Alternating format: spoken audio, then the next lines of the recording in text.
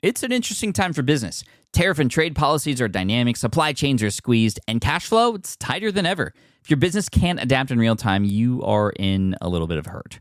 So how do you get full visibility and adapt in real time? Over 42,000 businesses trust NetSuite by Oracle, your AI-powered business management suite. It brings accounting, financial management, inventory, and HR all under one roof. NetSuite is the #1 cloud ERP for a reason. It's your single source of truth, giving you the data and control you need to move quickly. Real-time forecasting helps you move into the future with confidence, and with AI built in, you can automate the busy work and focus on strategy.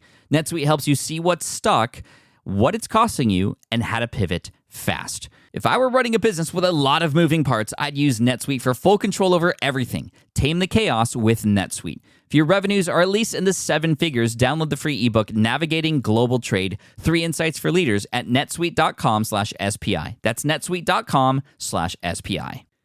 You spent months building towards launch day, but when the clock hits 0, your site crashes. Bots swarm, and loyal fans rage on Reddit. That's not good. Fanfare was built to stop that. Fanfare is the drop platform made for high-pressure moments, stampede-proof infrastructure, verified waitlists, and bot filters that actually work. Instead of refunds and rage, you get retention and revenue. And that sounds great to me. Your next launch shouldn't be a gamble. Get Fanfare's 5-step hype drop playbook and learn how to bulletproof your drop at fanfare.io/playbook. Again, that's fanfare.io/playbook. Most people quit too soon. They do 1 or 2 YouTube videos. They do 1 or 2 posts. They try to sell to one person and they give up. And that's a huge blocker for people sticking with things long enough for it to succeed.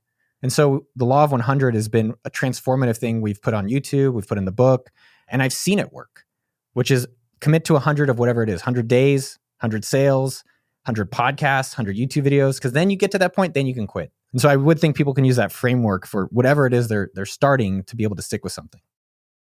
Today, we are bringing back on the show Noah Kagan, great friend of mine, and now YouTuber with over 1 million subscribers. Congratulations. And author of the brand new book, $1 Million Weekend.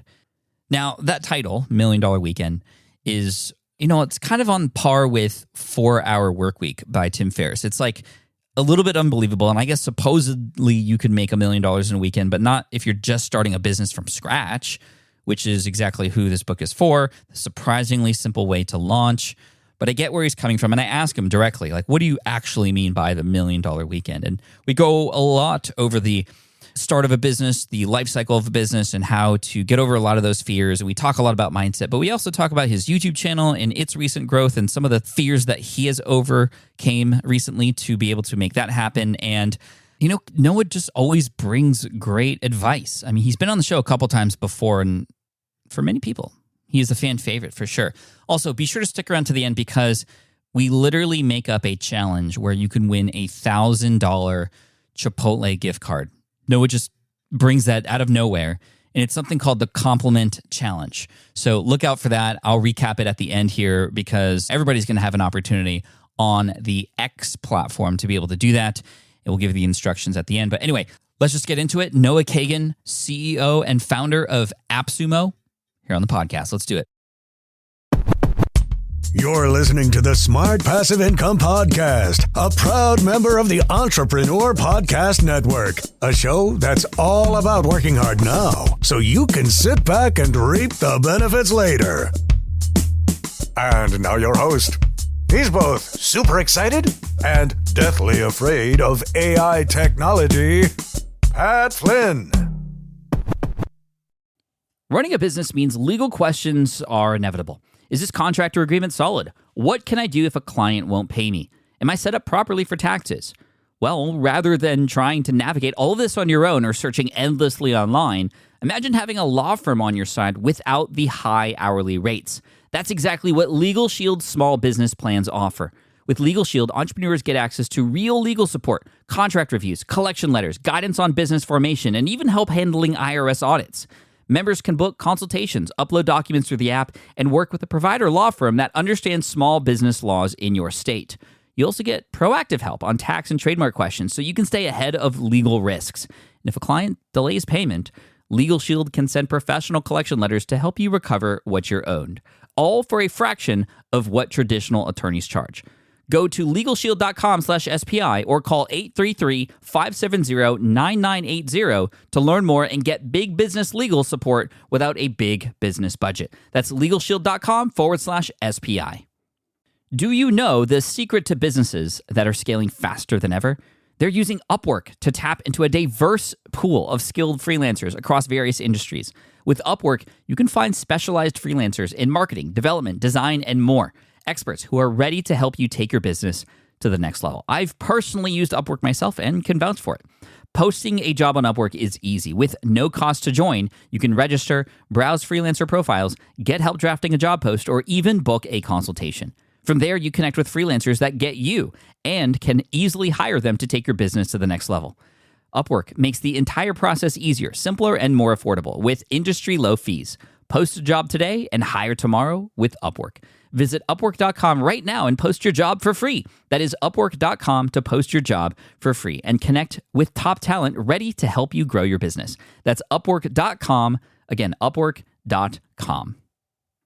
Noah, welcome back to the show, man. Todd Flynn, I missed you. I missed you too. It's been a long time. Every time I see a taco, I think of you.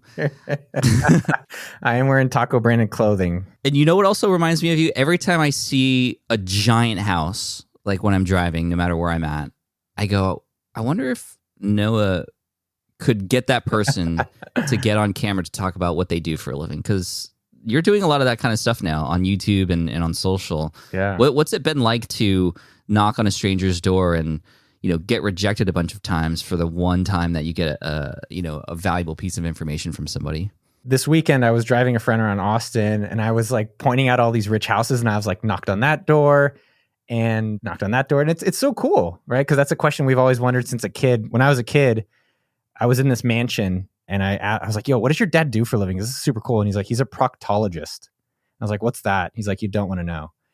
And I think I always just got fascinated with how people get rich and, you know, how to get rich. And there was never a really clear answer. And so our YouTube channel, out of desperation, started knocking on doors. And it is extremely challenging.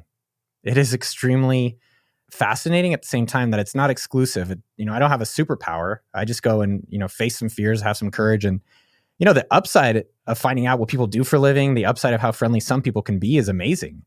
You know, I met this lady, Jan, in Newport Beach, kind of closer to you, and she sold strawberries. Her and her husband had started a strawberry business, and that's how they had this house on the beach. Or someone sold veterinary clinics. A lot of them, I think the common theme, which is interesting, is if you don't ask, you don't get. Yeah. So it's interesting what happens in life when we ask and how we practice it. I think it's fascinating that most of these people that got really successful started their own businesses. There's some common element where the best investment is not really a book. It's not really anything but starting something for yourself and starting that today. So that's been super cool. That's really encouraging. I think everybody listening is a business owner or aspiring business owner. So to know that the ceiling is quite high for somebody like that is really great. And I did see that strawberry video. That woman, Jan, was just a treasure. She was really cool. Out of all the houses that and it's not just houses, right? You go visit docks where there's yachts and things like this. And you know, you're not the first person to go and do this kind of content, but I think you're the first person to really bring it into YouTube and long form content. And you do it really well. Plus you have the personality for it. And I do remember one time when you were on this show, you had challenged the audience to do the Starbucks challenge. You got famous on SPI for doing that, which I think speaks to a little bit of your own personal training as far as getting over fears. And it sounds like the fear doesn't go away. But can you go through kind of what's going through your head when you're about to do something that's very uncomfortable, like going up to a stranger's house and knocking on their door? Yeah, there's a Jim Rohn quote that I love. It doesn't get easier, you just get better, which I love. Because I did this standing outside airports trying to get a private jet. And I have a tremendous amount of anxiety, right? It's not that I have a superpower, but it's something that you can practice and it gets easier the more that you practice it. And I like practicing it in small ways, which I still do to this day. I still do the Starbucks challenge myself. I have a new challenge that I love, which is the clothing challenge. So I compliment someone that I like their clothing. Like complimented this guy last week at mini golf and he's like, oh yeah, I got it at Urban Outfitters. And you do it in small ways where you face something a little bit uncomfortable and you realize that it's not so bad and you can get beyond it. I like doing it in these lighter ways so that when you are doing it maybe in business, like, hey, come on my show, or hey, will you be my customer? You realize like the rejection's not so bad, you can learn. And then the upside of all these things is just amazing. Tell us what the compliment challenge is, and perhaps even offer that challenge to the people listening right now. Yeah, I mean, a lot of people think, oh, Noah has some superpower with it. It's not a superpower. And, $1 Million Weekend in the book, what's been most surprising is that business is easy. Actually, making $1 million is pretty easy. But there's fears that hold us back. That's the stuff we're subconscious about. And there's basically two fears that hold everyone from success in business. And one of them is asking. And the more that we can practice it and get more comfortable with it, get comfortable with rejection. That's what the Starbucks challenge is about. It's not to actually get the discount. It's to go to Starbucks, ask for the discount, get rejected, and be like, not so bad. Like this guy Rico just did it. And then he's like, I need to do other things. And it's not so bad on that. Now, the compliment challenge, literally my girlfriend, Maria Fernandez, she knows, like if she sees someone with cool clothing, she's like, you're going to go ask them, aren't you? I'm like, oh yeah. And so anytime you see someone with nice shirts, nice shoes, doesn't have to be expensive, just anything that you find interesting, it's just a small way to get out of that 3-second negotiation. You know that 3-second negotiation, Pat? You're like, I don't want to bother them. I don't want to annoy them. It's like, don't give yourself the 3-second. Use the 3-second rule to just go ask. And specifically, I just say, hey, I really like your clothes. Where'd you get it from? And a lot of times that's where I end up buying my clothes because I find out how they get it. But personally, it's just a small way of practicing asking. So as you're doing it in other areas, like for relationships, for a raise, which we've had a guy, Dieter, he read $1 Million Weekend, and then he has a raise now in his job, as well as he can start asking for sponsorships on his websites. It's been amazing. Just the more that you ask, the more that you could start getting. Instead of just getting what you get, you can get what you actually want. I love seeing people get better at it. And it's just a muscle that all of us can get better at. I think that one of the challenges is we worry about what the other person's going to think about us.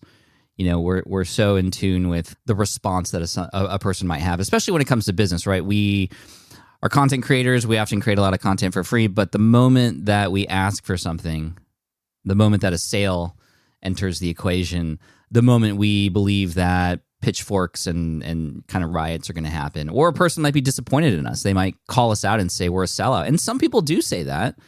Before we move on from this topic, how does one, Noah, get over those conscious fears about what other people will think about us? Because that really is what is holding a lot of us back when it comes to asking and selling. Completely. It's interesting about risk. I had a day job just similar to you. You had your architecture day job, and I had my day job at Intel. And that felt risky. Felt risky to spend my whole day in this like corporate company, not actually doing the life I want. I didn't want to live a what if life. Didn't want to think, oh man, if I only started my own business and really tried it, which I think everyone needs to do. I think it's literally the best investment you can make. That felt risky. And so I think understanding that risk is number one. And then another thing I actually learned from my father, and this is a good way to overcome it, is how do you flip the rejection from a bad thing to a good thing? So my father sold copiers, cold called copiers, like door to door. And I would go with them as a little kid. And he didn't speak English very well. And he would just be like, hey, do you want copier? And so he would make it a game. I know you're into games as well. And so instead of having this rejection be a bad thing, it's like, okay, can I get 10 rejections today? And you're not actually making, then that separates it from your ego, from your self-worth and your confidence. And then you're like, it's kind of interesting. And so I do that same rejection goals when I do these videos. So I'm like, all right, I need to get at least 10 rejections. So I go to a door. Hey, can you talk to me about how you got this house and what you do? Nope. Okay, cool. 1. I got to get to 10. And then once you finally get 1, you're like, I got Jan, who was amazing. Or there's a children's book author. Or this other guy, he's an architect, similar to your profession, your older job. He let me in his house. He gave me a house tour. I was like, this is insane to get a house tour here. Right on the beach. It was like a $10 million house. And it's just having these rejection goals where it's actually a fun game that you're excited about. It separates out the hurt, I would say, and the pain of it being so bad. And I did this video where I asked first-class passengers what they do for a living, which is really strange because when they reject you, you're sitting across from them for 8 hours and they're staring at you. And you're like, I'm sorry, it's for the YouTubes. I'm one of them. I apologize. But I noticed it in myself and I noticed it in them that we make these stories about this other person that they're not making up and they don't really care about us. And then there's a guy, Rocco, who opened Sabaro's Pizza. You know Sabaro's Pizza, right? Yeah. He opened Sabaro's Pizzas. He's super rich off Sabaro's Pizza. And you realize like there are people who are also excited and happy to chat with you. And there's people excited to buy your product, excited to buy your service, excited to watch your videos, excited to be your boyfriend or girlfriend or husband, wife. And it's the skill of asking and practicing on small ways that as you do more of it, you start thinking like, I'm creating the prejudice. I'm creating I'm stopping myself from it. They're actually not. These people are excited potentially to hear from me. And so let me go do it right now, not how. That's one of the big things that has been transformative is like, how do you just go do it? And don't give yourself that 3-second negotiation. Love that. We often are our own worst enemy when it comes to this kind of stuff. So I think this is a great reminder.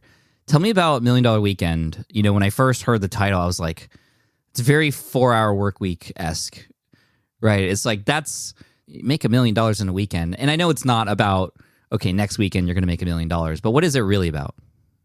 It's about changing your life in 48 hours, which we can all do. That's what it's about. It's that everyone has a dream and everyone has a weekend available to make that difference. And so how can we provide everyone that opportunity? Like, I go to the stores today, I'm like, things are expensive. I don't know how people afford it. You know, and I'm fortunate that I get to make millions of dollars a year because of being an entrepreneur. And then how does everyone have that opportunity? And so providing the framework of the business, but really it's also providing the mindset stuff that I've never seen any book solve, right? I think everyone would like to be rich. I think being a millionaire is great. I would assume you'd agree. It's really nice to live the way you want to live. But what is holding everyone else back from that? And how do we, in a fun way, overcome those fears so that we can get to this destination? You've always brought fun into the equation, which I love about you. I remember you speaking on the FinCon stage, and that was a lot of fun and also very divisive. I'm not going to go into that right now, but that was a great experience for me to watch you on stage, and you're just a natural at engaging and just being yourself. So what kinds of things are included in this book that you would say weren't or aren't addressed in other books about business, and how do you bring your own personality into it? Yeah, I think if you watch a lot of YouTube, which I do, I watch about 15 hours of YouTube a week, and I love it. Same. There's just so much good stuff out there, man. It's amazing. And I know when you're not on Team YouTube, you're like, what are you doing there all day? I'm like, oh, buddy, let's get, that's a fun conversation. What happens is people think there's a gap between where they are and where they want to be. And they think the gap is really big. And the gap is actually much smaller than people realize. Like, the distance between where you are and where you can be is actually much smaller than you think. And that's powerful for people to realize. And the levels that you can actually go to are better than you can imagine. So, you know, by the time this show comes out, just to share something really personal, my girlfriend's pregnant, which is insane, which is like amazing. Congratulations, man. Dude, and I don't know how you parents do it. Shout out to all the parents out there and the moms, specifically the moms. I never thought I would have a wife or partner, and I never thought I'd have kids. I just didn't think that was a level that I couldn't reach in a game. And that takes time to really just start getting comfortable that like, I can have a wife and kid. I can have a cool business, even if it's just for grocery money, even if it's just for a creative outlet, whether it's Pokemon, whether it's woodworking, whether it's a service business, whatever it is, it could be whatever you want. Knowing that's possible and knowing that distance is close for all of us is empowering. Now, in terms of, you asked like, what's in $1 Million Weekend, is that ordinary people. Maybe you didn't go to Berkeley. We went to Cal, shout out Bears. Maybe you didn't go to Berkeley. Maybe you went to any school. Ordinary people can get rich and they are every single day.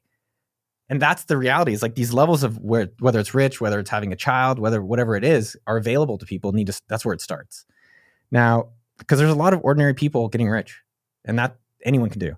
In terms of the book, what shocked me the most is these two fears, because we weren't going to include it, but after seeing so many people struggle with business, like how many Udemy courses are out there? How many YouTube videos of gurus? I call them fiction gurus are out there. Like how many business books are out there? But then still people aren't having business success. So what's the actual delta? And it's two fears that we identified through beta testing with literally over 1,000 people, and my course that we've done, and doing businesses myself from appsumo.com, tidycal.com, all these different businesses. And the two fears specifically that we spend time on. And then we also have a lot of fun, specific business, I would say tactics and strategies to get to $1 million. Two fears. One, starting. The fear of starting today, right now, not how. And then the fear of asking, of how scary we're making asking. But when we realize the upside of asking is unlimited, then all this business stuff, like the 1-minute business model, which we cover in the book, how to figure out which markets to pick, how to figure out which problems, how to scale it, and things like that. Actually, this is kind of the easy part, but getting excited to have fun with these things. So, for instance, getting started now, not how, right? Like that mindset has been transformative. There's a guy, Rico, he read the book and he's like, holy shit, I can do all these things now. Instead, I think most people, this stuff, man. Like, I want to be a content creator. Okay, well, what else? What do I need? I need a studio. So like you're in a nice studio. I have like a $20,000 studio in my house. Like, I need that, right? And then I need a producer. And then it's like, no, what do you need right now? You need your phone. That's it. You don't even need thumbnails. You just take your phone and you take a video and you upload it to YouTube. That's what you do right now. And I think the more that people can practice that, you start uploading it and you're like, that's exactly how I started my YouTube channel. Like, go to my first video in the past few years. It was me shirtless in my house, just talking about business. I think I had a few hundred views. And that was just getting going now. And then the other thing in terms of starting, I'm seeing huge change for a lot of people is figuring out their freedom number. So you started your LEED certifications. That was your first business? Yep. What was the amount where you're like, okay, I can do this as my full-time thing. I can quit and I got fired, but like you can do this as your actual gig. Yeah, I mean, when I got laid off, I had a number of how much I was making per month or, every 2 weeks in my paycheck. I was just like, as long as I can get back to that, then I'll be fine, right? So that was my number then. It was sort of a survival number. Yeah. And then from there, it was like a thrival number, if you will, like a number that I wanted to start saving and doing some philanthropy work and things like that. So the numbers change as you reach new levels, but you're right. I mean, I have this conversation with students all the time. I love the idea of calling it the freedom number, but it's just like, how much would you need to be able to do this full time? And a lot of people default to, interesting because it's in the title of your book, but $1 million, like the 7 figures, like that's my number. But then you ask, well, is it? Where did you get that number from? Well, that's just the number that we all say because it sounds good. Yeah. What are some tips you have for people to determine what their freedom number is? And I'm sure 100% of the time it's lower than we might think it is. When we take a step back here, I wanted to be a millionaire. Did you want to be a millionaire? Yeah. Yeah, it's cool, right? It was kind of arbitrary though. And the problem though that I've found fascinating is that we want to be a millionaire, but then that stops us from getting $1. Mm-hmm. That's why now, not how is such a cool mindset that people can just say to themselves. And that has been shocking, by the way, from $1 Million Weekend. That's the number one takeaway. There's all this stuff, like how I've scaled all these businesses, like how to practice your asking, which people do, like how to figure out what the right business idea, how to make sure it's $1 million opportunity, all these things. But it's the now, not how of like, I can actually get this going. And everyone has a weekend available, whether you're a family or whether you're individual. That's been some of the most power. So in terms of figuring out the freedom number, it's getting that first dollar and realizing I actually need less to get going than I realized. For me, it was $3,000. And then I moved to Argentina. Once I had my $3,000, I quit my job at mint.com, or Aaron would say I got fired, but I think I quit. And then I moved to Argentina. And then because for me, it was understanding like, what do you need to live? What do you need for enjoyment? And then maybe what do you want for savings? And what I've seen is so powerful. What was your number, by the way? When I first started, it was $4,000 a month. Yeah. And when you start realizing that, maybe it's 3, maybe it's 2, maybe it's 10, that you can actually, it's more achievable and more realistic. And it builds momentum. And then when you have your freedom number, you can quit whatever job you don't like, which I didn't ever want a job. I still don't want a job. And then by doing that, you're like, I can actually keep doing the thing I'm enjoying and making a lot more money or, thriving by getting there. And so it's really just thinking about your lowest minimum monthly expenses that you can be making, doing what you actually want. And that takes time. I wouldn't quit your day job until you get there. And then once you get there, you can quit your job. And by doing the thing you actually enjoy, you could become a thousandaire. You can just make grocery money, or you can become a millionaire and beyond. And the business model between a millionaire and a thousandaire is completely different. And it's so much easier to think about it that way. But the thousandaire, that's like phase 1. The millionaire can be phase 2 or 3. That can come later instead of just shooting for that for right now. And I love the approach of, you hear like ready, aim, fire. This is, we hear like ready, fire, aim. This isn't even like a ready. This is like just fire. Fire, ready, aim, if you will. It's like fire, recalibrate, fire. Yeah. Like that's what's cool about what we have available now. The risk is very low to get started and like you can try things and fail and make mistakes and, learn that and learn how to ask and, without a ton of repercussions in the beginning as you start to find yourself and find your voice. And like you said, it's taken years for your YouTube channel to kind of finally find itself and where it's at now. And now you have that momentum because you're in the later phases, but you got to get started. I think nailing it down to those 2 fears is really the key. So just get started. How would you recommend a person get started when there's so many different options? There's a million ways to make money these days. How do you even begin to choose? Is it based on your personality? Is it based on a niche that you find and where they're at? how would you recommend a person get started today? Yeah. So you said something really fascinating. You said there's literally a million ways to make money today. Like, how amazing is that? And what I've noticed from the YouTube channel and from $1 Million Weekend and helping all these people through the book is just seeing all the different ways to make money. It's amazing. And I think that's the coolest part of living on this planet. Like, you can literally make a living. There's a guy named Kagan. Do you know him down in San Diego? Epic Gardening, yeah. Epic Gardening. He's a multimillionaire making YouTube videos about gardening. He helped me during the pandemic. That's how I discovered him. And then I found out he lived in San Diego. And then we've been having like a bi-monthly coffee meetup with a bunch of other creators here in San Diego. Yeah, Kevin's a great guy. I love Kevin. Yeah, that guy's a great guy. And so I think the question is not, there's so many ways. Like, let me give you a simple example. I just spent $500 for holiday lights. That is a multi-million-dollar business worldwide. Yeah, I did the same actually. Holiday lights, $500. And this company out here that does it, they hold your lights for you annually. It's an ARR business. So every year they give you a discount if you let them store your lights for you, or they'll provide the lights. And I was like, oh, that's a really nice yearly revenue that they have guaranteed from these different households. Now, taking a step back, you were saying different businesses. It does come back to the person. So it depends on what you like doing. Like, if some people want to make content, like me and you, how long have we been making content? 20 years almost? 14 years and 10 months. Give or take. I looked this up yesterday. I don't like keep track every day and kind of mark a tally calendar or something, but 15 years. 15 years, man. Yeah. My blog, okdork.com, which is now rebranded noahkagan.com, but I started that in 2000. You can go to archive.org. Yeah, I've been posting online since 2000. So I love being online. I love posting content, making content just like you do. Does that mean everyone needs to do it that way? No. I think the best business to start is one that excites you for yourself. And at least there's one customer, number one. So there's a guy, Jeremy, on our team for a YouTube channel. He does not want to be on camera. He loves backstage. He actually even has a podcast, Backstage Careers. And so he is now, he's quitting the channel to start his own agency, helping do YouTube title and thumbnail optimizations. So important. Yeah, I mean, yeah, I'm happy to refer him. But my point, though, is that there's so many different ways of making money. I think it's, what areas have you done in the past that maybe you've gotten paid for? What areas are you spending your time on that you can be excited, like, wow, maybe people will pay me for this? As a simple example, there's a guy named Pat. He's in Poland. Pat does customer support for a tech company. He just does online customer support, probably makes, I think, 30, 40K. And he loves YouTube, similar to us. And so he started messaging people cold, saying, hey, I'm really good at YouTube. I study it. I can actually just do their video editing or optimizations of your channel. And now, this is about a month after the book, he's making $10,000 a month almost from doing YouTube consulting. And so it's not that everyone should go copy him, but everyone should try to understand, maybe it's baking. Maybe you have, like right now in Austin, oh my God.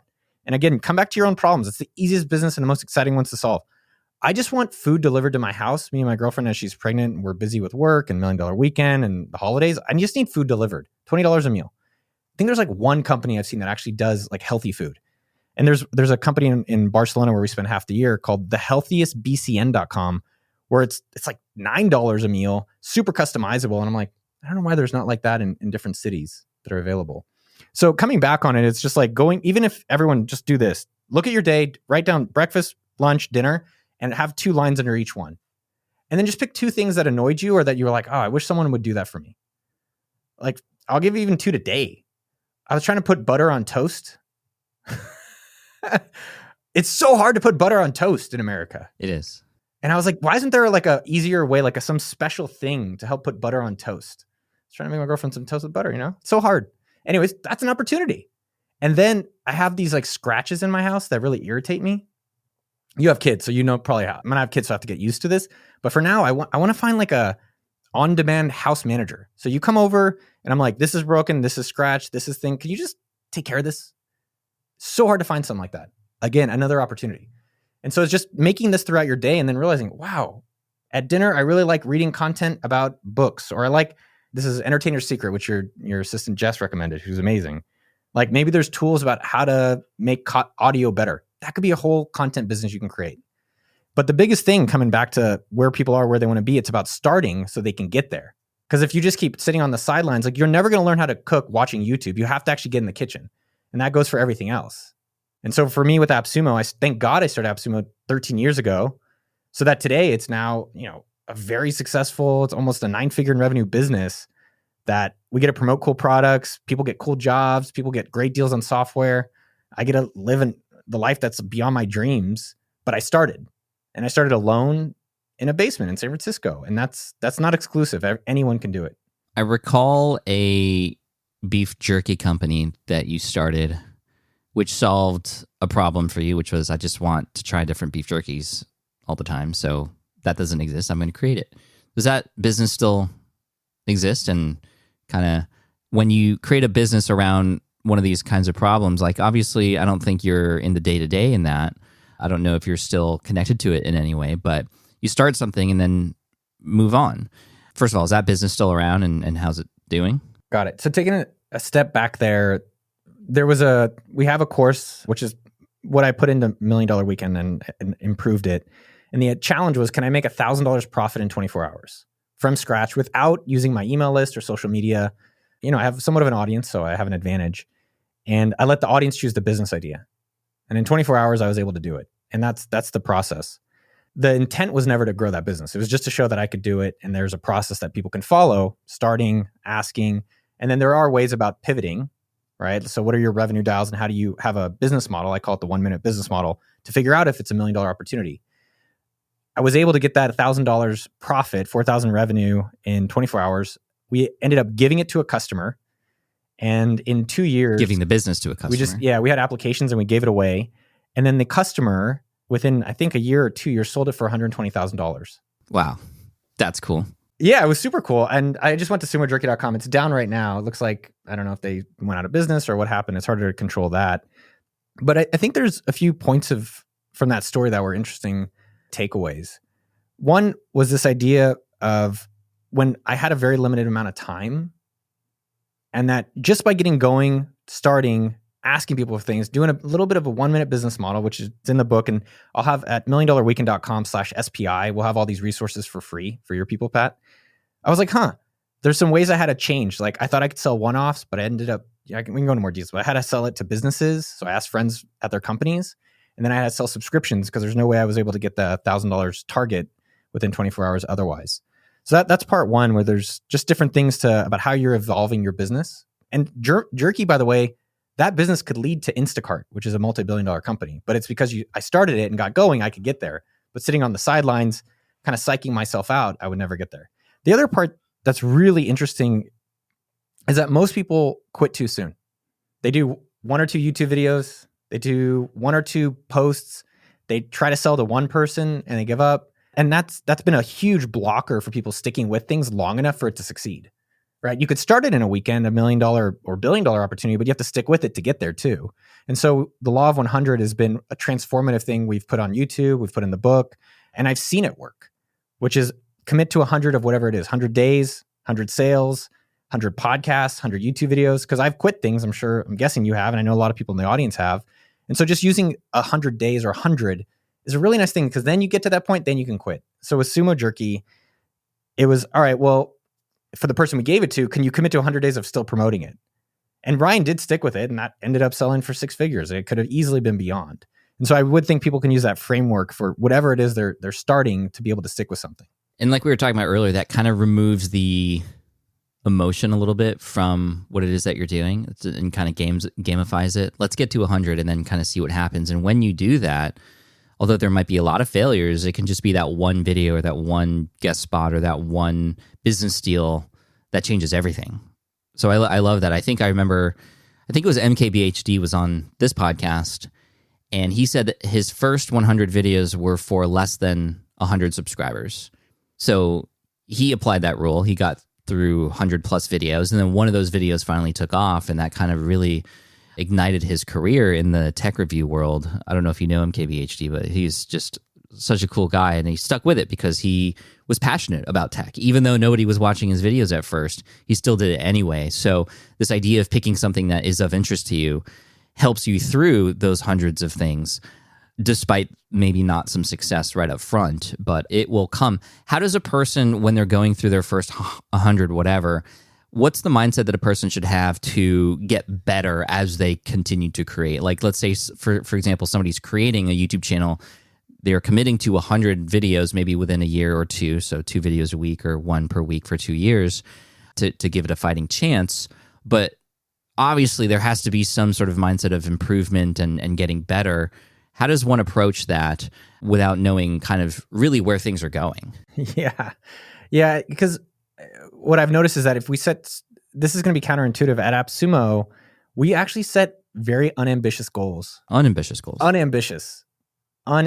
We are trying to not be ambitious. We are trying to set sustainable goals and longevity goals. So we try to grow. Now, in the past, we try to double the business or grow super fast.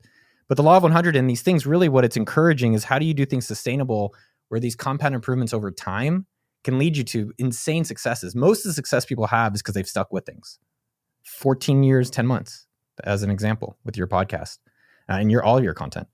Now, in terms of how to improve, it's simple. You ask your customers. That's it. So you text them, you ask them, you call them. And most people, they have their own impression, but every time I'm like, what does your customers think? So you can always just see what they would say. I think the other call out that I would ask is there any data points you can look at that's a little bit more objective? So for example, if you go to a restaurant, you can always see when the waiter takes the dish back to in the kitchen, you could see how much they ate. Guess what? You can know either they don't like this dish or they ate all the dish. And so the same thing goes with your business where if you have a service, can you see what they're actually using? If you have, let's say YouTube as an example, can you see what their average view duration is? Yeah, retention. Yeah, what their click-through rate is. So I like actually talking to our customer, and then I like seeing if there's something objective that I can try to learn from. And so with the law of 100, my thing is, how do I just get a little bit better each time? A little bit better. And now, our thumbnails, for instance, we're having 100 to 500 thumbnails per video that we go through, per video, right? And that's because each time we're like, now if you look at our thumbnails, it's evolved. Because each time we're just trying to learn a little bit through the data to kind of make better decisions. So, one thing maybe as another takeaway for anyone is that anytime you're getting rejection, it's a learning opportunity.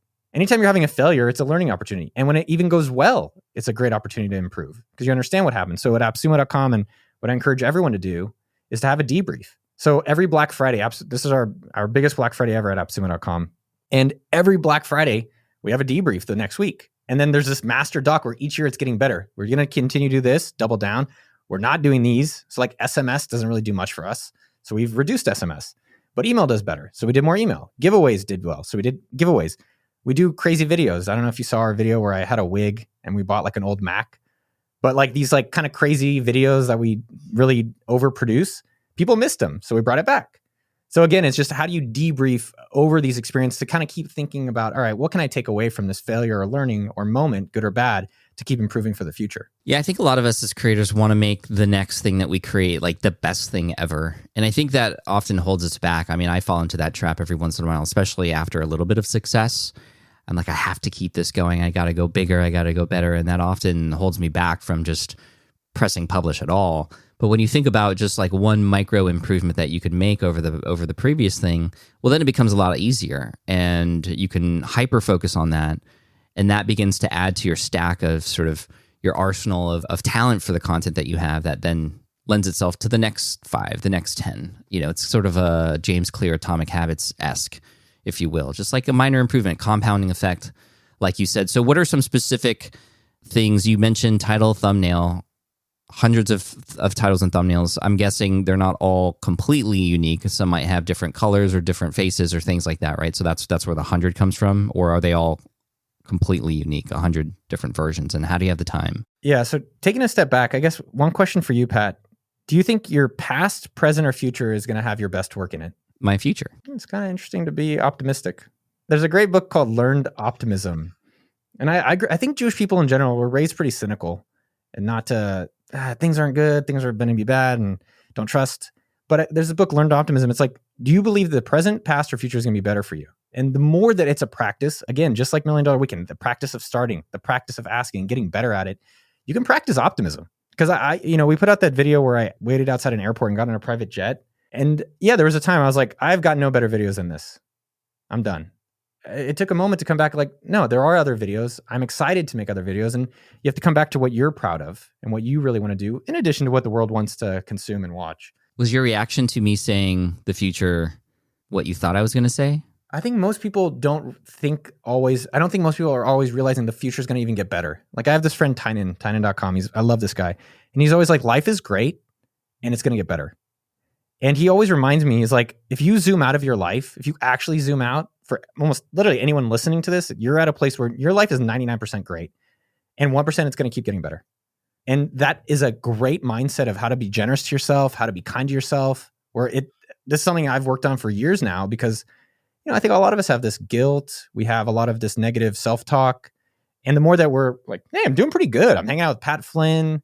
Like, I'm proud of what I've worked on with this book. I'm doing my best in my relationship to prioritize my girlfriend. Like, damn, life is amazing. And it can get even better, which is crazy to think. I mean, you're going to be a dad. It's going to get better. I'm excited. I am very excited for that. Now, in terms of you're asking about like the testing on thumbnails and things like that, it applies to all parts of business. So like AppSumo's having our best year ever. I think we'll do somewhere around 80 million in revenue.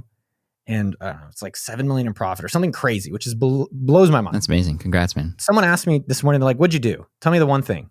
And it's like, it's literally a ton of tiny things and going back to the basics of what works. The best business is the one that works. That's the best business. And what's fascinating though, is that it's a lot of just smaller improvements over time. When did deals start? When did deals end? And why do we do that? Because we notice like, hey, customers, if there's a deal ending, they might more likely buy it at AppSumo. So looking at the timing of deals, pricing. I had a genius idea to lower all of our prices so people could because I thought things are too expensive. Turns out that we need to have actually a higher price because our partners want more money, which is great. And then the type of customer that comes in at different prices really impacts things because you can see the lifetime value of a customer based on what price point they come in at. So same thing goes for pretty much any business. And again, people are like, damn, it could be very advanced. And we have a lot of advanced stuff at AppSumo, like predictive analytics around our ad spend and all these things. But ad spend was just me doing $100 a day 10 years ago. And that led to us now having an elite advisors who come in who we spend $1,000 an hour to teach us. And everyone could do that, by the way. That's a little cheat code there. But the point is I got started and that led up to now we have teams around all these different areas of the business. Same with YouTube. You asked, how do we test thumbnails? There's a dedicated thumbnail designer, Sasa. And then Dylan, we use thumbnailtest.com. I don't know what'll be out now, but today we use that to run like variations of just a lot of tests because we only put out 2 videos a month. So every single thing really compounds and adds up to the impact of these videos. It sounds very similar to the story that we are having at Deep Pocket Monster because we only come out with, a couple videos per month. So those little micro changes definitely stack over time, and titles and thumbnails definitely important. What other micro improvements have you made with your videos, perhaps on camera or scripting, story-wise? What's fascinating, again, I'm going to come back to now, not how, because it's so important. I started in my room shirtless. And Pat, I don't know if you've seen the body. It's not great today. But like it wasn't, you go look at the video. It's out there. And it's because I got going, right? And then my strategy was 52 videos a week, 3 videos a week every week. So we put out 150 videos one year and it wasn't really working. And this is important. This is cliche stuff, Pat. Everyone knows, but no one does. It's the same thing about like everyone knows to brush their teeth, but don't do it twice a day. And so that's kind of gross. It's really gross. I don't know if people don't twice a day. Everybody, come on. And through limitation, because we wanted to hit a goal, we were like, why don't we try these videos where we knock on someone's door? Because we're always curious what was behind those doors. And that was like, oh, this asking rich people stuff in a challenge, right? Like going in an uncomfortable real world situation. Those are working. So you can see and so this is important for everyone out there. One of the easiest ways to grow your business is go back and do more of what already works. So on YouTube specifically, let's say, go look at which one of your videos is most popular. How many of those types of videos are you doing? For my channel on Noah Kagan, only 2 types of videos work. Me going out and asking rich people on streets, on yachts, on planes, on houses works really well. And asking old people regrets. Old billionaires or millionaires regrets. Those are 2. So almost all of our videos are that. Now, for most people out there, go and look what anything has worked. Is anyone giving you $1 for it? And guess what? If you don't have $1, you can get one right now. Just go text someone. Hey, send me $1. Feel very good about yourself and it'll get you motivation. So I would say for content, like you're asking micro optimizations. So we started knocking on doors, right? And now are knocking like that type of content. How are you improving it? So we have production, right? So you're going to have full scripts. So we have a full-time person that helps do pre-production. Now we might have 1 or 2 camera people. And so it's just kind of noticing what are the areas that weren't as good in each of these different videos. So optimizations are like titles, thumbnails, all these different stuff. Maybe one tip for everyone out there, especially if you're doing content, how much are you picking the topics that you're actually writing about?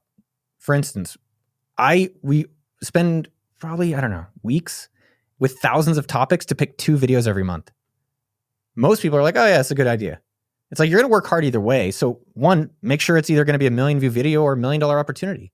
And I think people could probably spend a lot more time thinking, if they've got something going, like, what's the thing that actually is working that I can do more of? But you're not going to know that unless you get started. Right now. Today. I mean, we could do another challenge for your audience to get them going. I don't know what you think would be amazing for them, but it's just like, yo, you can actually change your life. And I like to think about, in 10 years from now, Noah, what will I thank myself today for? Like, what am I doing today? Like, is it exercising so I could be healthy with my kid? Is it getting the business going? Is it getting, maybe I was even thinking about, I should set up a fund for my child. So in 10 years, if I put money in, what's that going to be like in 10 years? Or getting a house in Barcelona so that we can have an amazing house in the next 10 years. And that's available for everyone to start today. Yeah. Now, not how. Now, not how. We can talk more about YouTube. It's just more, I think people are wanting the end result, but the end result is really sticking with it. And then each of these things gets better in time. Like, all right, what's the different video? We did private jet. We knew private jets worked. And then it's like, well, why don't we ask first class passengers? That's going to work. And then it's like, hey, we did these videos where we're interviewing billionaires. Let's go get a list of all 3,000 billionaires on the planet and go through every single one and see how we can find more of them, because we know those videos work. And let me just highlight that. That's an AppSumo value, which is double down. So we test and invest, which is an AppSumo value, and then we double down. And most people don't start, so they can't even get there. Yep. But test and invest means, how are you trying things out with low risk, low time, so you can see what works? And if it works, invest. And then double down means, if it's working, how far can you take it? And I'll give you an example. We do affiliate marketing on AppSumo. We were using a spreadsheet to start. This is a few years ago. Just a spreadsheet, Google spreadsheet. And we're like giving people links, and we were doing our best to track it and paying them out. We saw that it would drive revenue. So then we used a software, and now we're on impact.com. And we saw that affiliate marketing for AppSumo is producing return on our spend basically over 100% in the same week. So that means we're going out to a lot of video creators on YouTube, specifically saying, hey, we want to give you cash and a percent of whatever you can sell, make content around it. And we're seeing over 100% return in the same week. So we have a team of now 5 people just doing video content outreach. So that whole team now is 5. And that's basically, we tested it with the spreadsheet. It was working. And then eventually now we're doubling down, which to me is really, if it's working, how far are you taking it? And most people have things working they don't realize. Videos working, sales that are working, processes that are working, and they're just not expanding it to the fullest potential. So good. $1 Million Weekend. Check it out on Amazon. Where else should people go and check it out? Like, drop all the links. Where should people go? Yeah, no, $1milliondollarweekend.com/SPI. We'll have a lot of bonuses just for your people, Pat. Sweet. Thank you. That's it. $1milliondollarweekend.com/SPI. I would love to, should we do a challenge? I know I kind of said something out there. I mean, we talked about, I really love the compliment challenge. It's sort of a nice way to sort of put yourself in that uncomfortable position, but in a way of still providing value for somebody versus putting them in an uncomfortable situation like the Starbucks challenge, which I still would recommend. I remember Chris Ducker came over to the house and I told him about that challenge, and then he did it. And the person at Starbucks was like, no. And then Chris pushed back. He's like, but I'm from England. Like, come on. And the guy was like, no. And he's like, oh, that was fun. Anyway. It's interesting. Why don't we give, like, I'll do $1,000 Chipotle gift card to one of your people who does it. Can they comment on your page, or where do you tell them to go? X typically is where we have a lot of conversations about the podcast. So why don't we do it on your Twitter? Yeah, on your Twitter and your community. I'll put up $1,000 for someone who does a compliment challenge and just gets going today. They just go do it and they find out I think they'll be surprised what they find out about themselves. And your team can pick one person and we'll give them $1,000. For real? Yeah, let's do it. Okay, so let's make this up as we go. Starting today, at the time that this episode comes out, we'll go for a month. Use the hashtag compliment challenge and tag me at Pat Flynn and tag Noah as well. What's your X handle, Twitter handle? At Noah Kagan, NOAHKAGAN. Okay. Yeah. Tag us in it and show us do you want like a picture or? No, just honor system. Okay. Tell us that you did it. We'll choose somebody. Tell us a little story. You can put as many characters in there as you want, and we'll pick somebody, and we'll get you $1,000 Chipotle. Chipotle, dude. You're not affiliated with them in any way. We are not. My girlfriend loves Chipotle. She's from Europe, and she's like, "Oh, I cannot believe the price for the freshness." I'm like, baby, Chipotle is awesome. I'm like, wait till I take you to Taco Bell. Oh man. Now you can have as much guac as you want with $1,000 gift card. They can have a lot of guac. Dude, thank you so much for this time today. I appreciate you. Can't wait till we can just hang out and chat again like we always do when we're together. We don't cross paths as much as we used to. We got to make that happen because you and your family are going to be pretty busy with a new one coming very soon. Congrats again, man. Thank you, brother. I'd love maybe after the show, dad advice. or on the show. We'll save that for after. So I'm gonna hit end on this recording, then I'd be happy to help. Thanks, Noah. I appreciate you, man. Appreciate you too. All right, I hope you enjoyed that conversation with Noah. I always have an amazing time whenever I get to have a conversation and talk tacos with Mr. Noah Kagan. Of course, beyond being just the CEO and founder of AppSumo, which is tremendous, you can get a lot of deals over there. Check out his book, $1 Million Weekend. And also, please participate in the Compliment Challenge on X. Give somebody a compliment. Tell us a story about it. Take a picture if you want and tag at Pat Flynn, that's me, and at Noah Kagan, NOAHKAGAN, and use the hashtag compliment challenge. We'll collect those during the next month. At the time that this episode goes out, for exactly 1 month, we're going to collect those, and Noah and I are going to get together to select one person to win a $1,000 Chipotle gift card. That's a lot of guacamole. And they also have some adobo now, which is really interesting. I mean, I actually tried the adobo. It's pretty good. Anyway, best of luck. Hashtag compliment challenge. And I just, again, it's this isn't even about the gift card. It's about this idea of stepping out of your comfort zone and just giving somebody a compliment. And it would be preferably a person that you do not know already that you give a compliment to. So tell us that story on X, at Pat Flynn, at Noah Kagan, hashtag compliment challenge. And I just want to compliment you on sticking around to the end. Thank you so much. Look forward to seeing you on the next one. Let us know how it goes. Hit that subscribe button if you haven't already. Check out AppSumo if you haven't already either. And Noah, thank you so much, my friend. I appreciate you. And I'll see you all in the next episode. Cheers. Thank you so much for listening to the Smart Passive Income podcast at smartpassiveincome.com. I'm your host, Pat Flynn. Sound editing by Duncan Brown. Our senior producer is David Grabowski, and our executive producer is Matt Gartland. The Smart Passive Income podcast is a production of SPI Media and a proud member of the Entrepreneur Podcast Network. Catch you next week. I get it. You want to grow your business, but selling at scale feels overwhelming. You're drowning in complicated funnels, creating different lead magnets, or constantly posting on social media. And that gets exhausting fast, especially when you're trying to sell to hundreds or thousands of people. But what if you could sell at scale with a simple, powerful quiz? A Score app quiz or assessment asks your audience key questions and gives them instant personalized results based on their answers. Your audience gets to know where they are now and shows them the steps they need to hit their goals.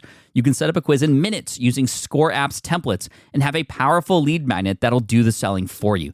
The best part is your audience actually wants to take this quiz, and you build huge amounts of trust before you even make a single offer. No hard sales, no chasing leads, just value at scale. Get 50% off the first 3 months using the discount code SPI. Just head to scoreapp.com/SPI. Again, that's scoreapp.com/SPI. Have you dreamt about being your own boss, but still haven't made the first steps to making that dream a reality? Well, I get that. Starting a business can feel super overwhelming with legal forms, paperwork, finances. It's a lot. And that's why I'm excited to tell you about Taylor Brands. Taylor is a complete business builder designed to make launching your business simple and stress-free. You can register your LLC in just minutes, keeping your personal assets and the business assets separate from day one. From there, you get access to everything you need to get off the ground. Legal documents, licenses and permits, invoicing and bookkeeping tools, and even a 100-day business coaching program, all designed to help you hit the ground running. You'll also get a free, personalized business plan, branding tools, and so much more. And of course, listeners of this show get an exclusive 35% discount to get started. All you have to do is head to taylorbrands.com/SPI. That's TAILORBRANDS.com/SPI. Stop dreaming, start building with Taylor Brands.